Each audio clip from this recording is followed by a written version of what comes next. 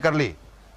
अब गैनोडर्मा को नहीं पता कि वो सेल लिवर की है या फेफड़े की है या दिल की है या गुर्दे की है या दिमाग की है या चमड़ी की है या आंख की या नाक की, किस ऑर्गन की सेल है ये गैनोडर्मा को नहीं पता। गैनोडर्मा ने तो सिर्फ वो सेल्स ढूंढी हैं जो खराब है, और फिर उन सेल के ऊपर गैनोडर्मा काम करना शुरू करती है, उनकी सफाई, क्लींसिंग। ये लाइट बंद कर दो यार, पीछे स्विच होगा। हाँ, उन सेल की सफाई या डिटॉक्सिफिकेशन, उन सेल के अंदर जो टॉक्सिन्स हैं, जो विषैले पदार्थ हैं, उनको सेल से बाहर निकालना शुरू करती है, कोशिकाओं में से बाहर निकालना शुरू करती है, और कोशिकाओं में से बाहर निकाल के हमारे शरीर से बाहर निकालना शुरू करती है।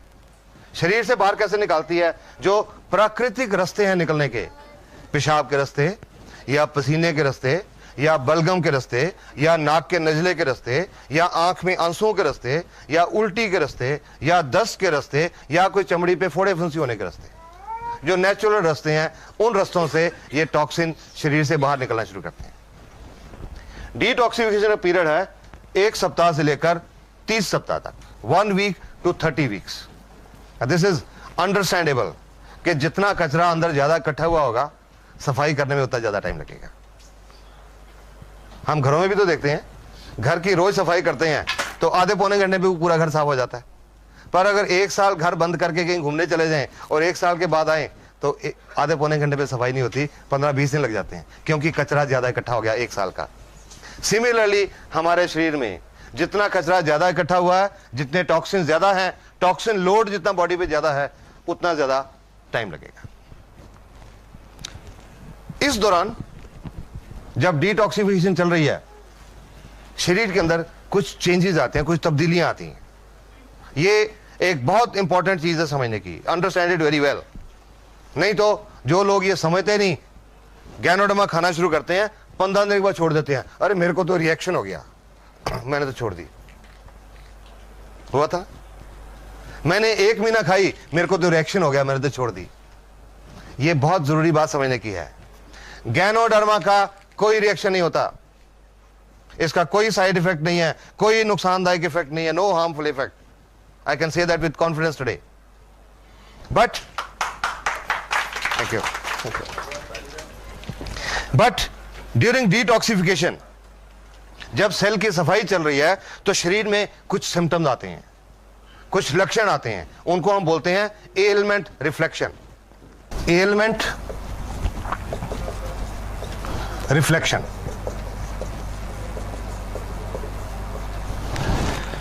जो शरीर के अंदर बीमारी है, जो एलिमेंट है, वो किसी रूप में बाहर आती है, किसी रूप में रिफ्लेक्ट करती है। एलिमेंट रिफ्लेक्शन,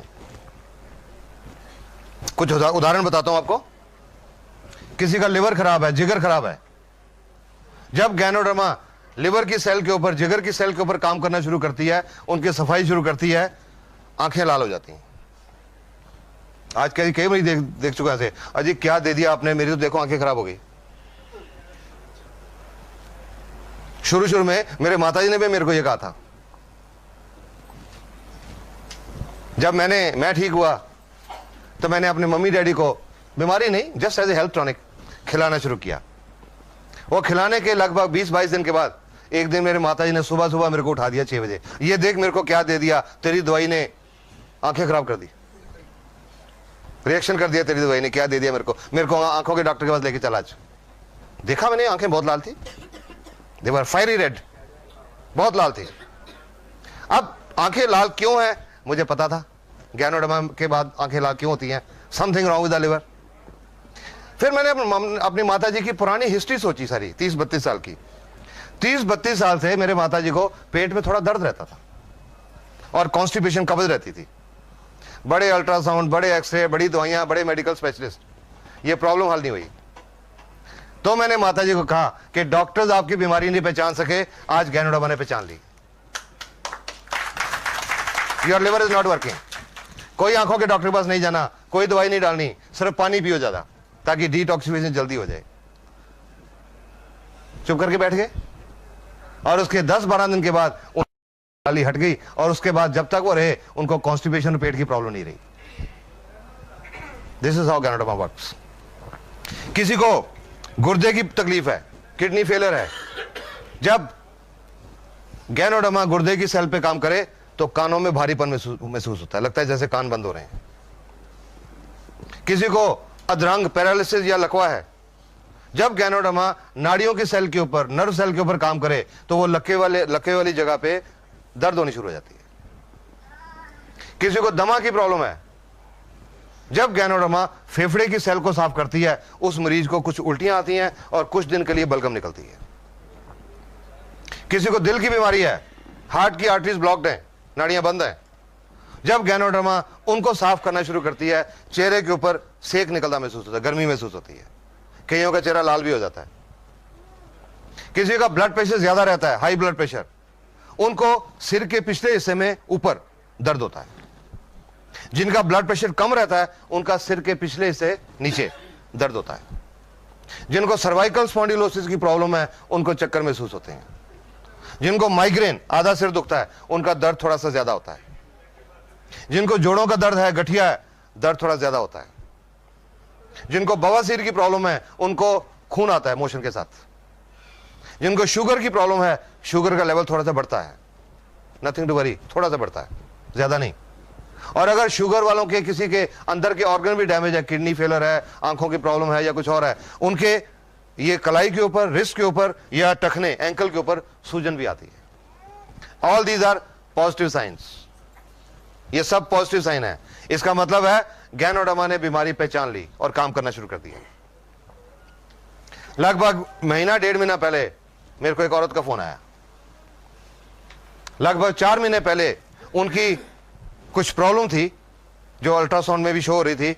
गुर्दे में एक 36 mm की एक रसौली थी, सिस्ट, एक गुर्दे में। उनकी ओवरी, अंडकोश, उसमें एक 3 सेंटीमीटर एक सिस्ट थी। और उनके यूट्रस में, बच्चादानी में, एक 8 mm का फाइब्रॉइड था, रसौली।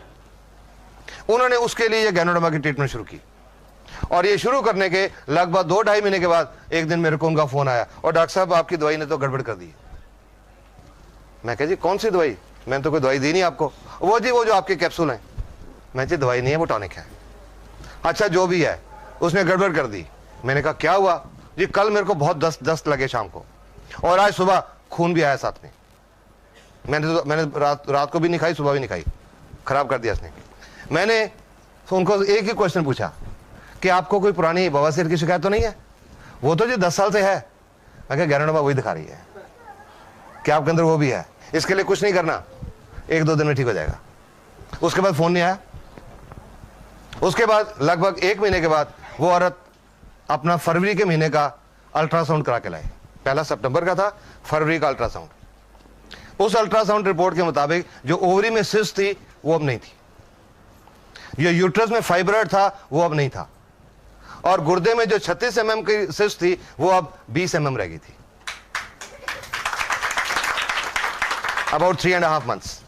तो मैंने उनसे पूछा कि जी आपने उस दिन फोन करके मेरे को कहा था, आप घबरा गए थे, तो आपने उसके बाद मेरे को बताया नहीं। कहते जी आपने बताया था 1-2 दिन में बंद हो जाएगा, दूसरे दिन बंद हो गया, कुछ नहीं करने की जरूरत पड़ी।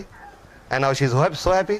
सो गैनोडर्मा दिखाती है कुछ अंदर, आपके पूरा स्कैनिंग करके एक पहले लिस्ट बनाती है कि आपके अंदर ये है, ये है, ये है, ये है, सारी बीमारियां ढूंढ के बताती है। और वो किसी रूप में बताती है एलमेंट रिफ्लेक्शन। इसका जो एलमेंट रिफ्लेक्शन का जो पीरियड है, एवरेज पीरियड 1 सप्ताह से लेकर 3 सप्ताह तक है, 1 week to 3 weeks। ये एक एवरेज पीरियड है। किसी को कम भी होता है, किसी को ज्यादा भी होता है, पर एवरेज 1 सप्ताह से 3 सप्ताह तक। ज्यादा खास तौर पे उनको होता है जिन लोगों ने स्टीरॉयड बहुत खाए होते हैं। Steroids, Wysolone, dexamethasone, betamethasone. कोई आप लोग जानते हैं स्टीरॉयड क्या होता है? बहुत हार्मफुल चीज होती है, बहुत नुकसानदायक चीज होती है, और आज की दुनिया में लोगों ने बहुत खाए होते हैं अनजाने में। जानबूझ के नहीं खाते, अनजाने में। कैसे? एक आदमी को जोड़ दुखते हैं 20 साल से, एक एग्जांपल ले रहा हूं, जोड़ दुखते हैं 20 साल से, हर डॉक्टर को दिखा लिया, हर अस्पताल को दिखा दिया, और उन्होंने कहा जी आपका ये गठिया है, ठीक नहीं हो सकता। बैठ के घर में एक अच्छा दोस्त उनका आया, अरे मेरे को पता लगा फलां जगह के पे एक वैद्य है, देसी पुड़ियां देता है, उससे बहुत लोग ठीक हो गए। तो आदमी जाता है उनके साथ, वो वैद्य जी देख के ये लो जी महीने की पुड़ियाँ ले जाओ, वो दो दिन पुड़ियाँ खाते हैं, दर्द बिल्कुल ठीक हो जाता है। वैद्य जी की बल्ले बल्ले हो जाती है, ढिंडोरा पिट जा रहे, बहुत बढ़िया वैद्य हैं। 30 दिन वो पुड़ियाँ खाई, बिल्कुल ठीक रहे, कोई प्रॉब्लम नहीं, उसके बाद छोड़ दी पुड़ियाँ, और 72 घंटे के बाद 3 दिन के बाद दर्द पहले से ज्यादा बढ़ गया। फिर वापस गए वैद्य जी के पास, उन्होंने फिर महीने की पुड़ियाँ दी, महीना ठीक रहे, जब छोड़ी 3 दिन के बाद फिर दर्द बढ़ गया, फिर पुड़ियाँ ली और वो पुड़ियाँ फिर चलती रही। और अंत में क्या हुआ, वो बात होती है कि मैं कंबल छोड़ना चाहता हूं, कंबल मुझे नहीं छोड़ता, वो शरीर को लग जाती हैं, उनमें स्टीरॉइड्स होते हैं, शरीर को लग जाए उसके बिना फिर शरीर चलता नहीं।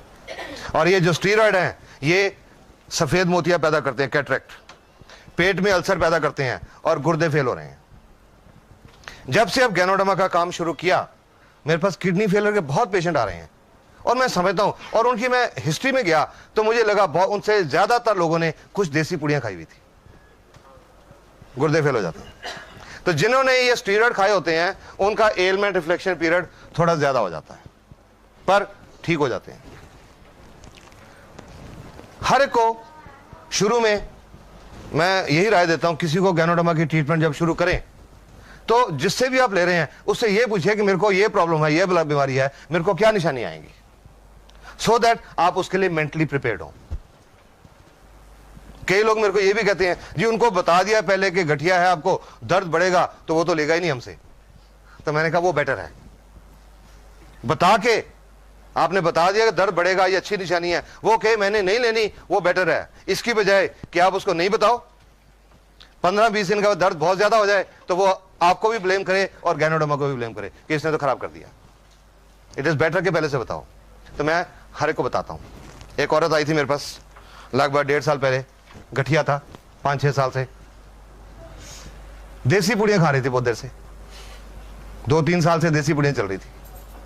तो मैंने उनको बोला था आपका ये जो एलमेंट रिफ्लेक्शन है, दर्द बढ़ेगा, बाकियों के मुकाबले में ज्यादा बढ़ेगा, ज्यादा देर तक रहेगा, आप इसको टॉलरेट करेंगे तब शुरू करिए। वो जब औरत आई थी, चल के आई थी, लाठी लेके चल रही थी, मुश्किल से चल रही थी, साथ में 2 आदमी उनके रिश्तेदार साइड में चल रहे थे कि अगर कहीं पैर फिसल जाए तो उनको संभाल लें। चल के आई थी, बता दिया एलमेंट रिफ्लेक्शन, ठीक है जी कोई बात नहीं, मैं सोऊंगी। 22-23 दिन के बाद वो औरत दोबारा से वापस आई। इस बार वो 2 आदमी उनको उठा के लाए थे, घबरा गए ना सुन के, उठा के लाए थे। पिछली बार तो चल के आई थी, अब उठा के लाए थे। नॉर्मली ऐसा पेशेंट डॉक्टर को आके क्या बोलेगा, और डॉक्टर साहब पहले तो मैं चल लेती थी, आपने ये कह दे दिया तो मैं चलने से रहेगी। नॉर्मली पेशेंट यही कहेगा, पर उसको बताया हुआ था। जब मेरे एग्जामिनेशन टेबल पे लिटाया तो वो औरत पता क्या बोलती है, कहते हैं डॉक्टर साहब इसका मतलब इसका असर शुरू हो गया, क्योंकि पता था उनको असर शुरू हो गया। मैंने उनको एक बात बोली, आपका ये जो पॉजिटिव एटीट्यूड है आप जल्दी ठीक हो जाओगे। और उसके 1.5 महीने के बाद वो कनाडा की फ्लाइट लेके गई, और अब कनाडा से उनको देख के, और उनको कनाडा में चलते फिरते देख के कुछ लोग पटियाला पहुंचे, उनको चलते फिरते देख के। She is a mobile model, she is a walking publicity for ganoderma. DXN को कोई टीवी के ऊपर इश्तिहार देने की जरूरत नहीं पड़ती, अखबारों में इश्तिहार देने की जरूरत नहीं पड़ती, चलते फिरते लोग ही एडवर्टाइजमेंट है। सॉरी, ये इंपॉर्टेंट चीज है समझना, एलमेंट रिफ्लेक्शन, इससे घबराना नहीं है, it's a good sign. Ganoderma has started working. इस दौरान जैसे मैंने जोड़ों के दर्द बताया, अगर दर्द ज्यादा हो गया कोई पेन किलर खा सकते हैं, नो प्रॉब्लम, उसको कम करने के लिए कोई पेन किलर ले सकते हैं। शुगर की प्रॉब्लम है, लेवल नॉर्मली तो 10-15% बढ़ता है, पर अगर किसी का एवरेज 1-2% लोगों का, किसी का ज्यादा भी बढ़ गया, तो अगर इंसुलिन के 20 यूनिट लग रहे हैं, कुछ दिनों के लिए 25 कर दें, नो प्रॉब्लम। दमे की प्रॉब्लम है, जब बलगम निकलेगी, अगर कहीं सांस की प्रॉब्लम ज्यादा आ जाए तो डेरिफ्लिन का टीका लगवाना पड़े, लगवा लें, नो प्रॉब्लम। पंप लेना पड़े, ले लें, no problem. But RGGL should be continued, क्योंकि ये काम कर रही है, ये बंद नहीं करी। टेम्परेरी मेजर कोई ले सकते हैं, बट इसको काम करने दीजिए, इट इज वर्किंग। जब सारी सेल साफ हो जाती हैं, एलमेंट रिफ्लेक्शन खत्म हो जाते हैं, तीसरा काम शुरू होता है। उसके बाद तीसरा काम शुरू होता है गैनोडर्मा का, रेगुलेशन। सेल के अंदर जो बिजली की क्रिया और जो रासायनिक क्रिया डिस्टर्ब्ड है, उसको गैनोडर्मा बैलेंस करती है।